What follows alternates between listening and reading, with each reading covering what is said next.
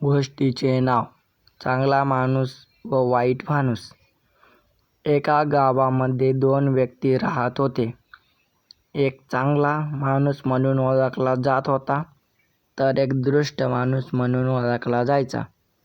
चांगला माणूस तो रोज देवाच्या मंदिरात जाऊन दिवा लावणे, पूजा करणे हे सर्व देव प्रसन्न होण्यासाठी करत होता.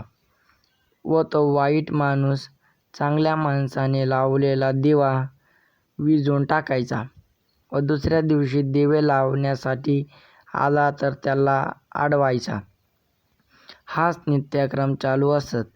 चांगला माणूस दिवे लावण्यासाठी यायचा व तो वाईट माणूस त्याने लावलेले दिवे विझवायचा. असा नित्यक्रम चालू असतो. चांगल्या माणसाच्या लक्षात येते की आपण लावलेले दिवे कोणीतरी विझवत आहे. मग तो चांगला माणूस विचार करू लागतो की आपण दररोज लावलेले दिवे कोण विझवून टाकत असेल. दिव्याचा काहीच अर्थ नाही. यावर काहीतरी उपाय केला पाहिजे. एके दिवस तो दिवे लावण्यासाठी व पूजा करण्यासाठी मंदिरात जात नाही व वाईट माणूस त्या दिवशी मंदिरात दिवे विझवण्यासाठी येतो. पण मंदिरात दिवे लावलेले नसतात.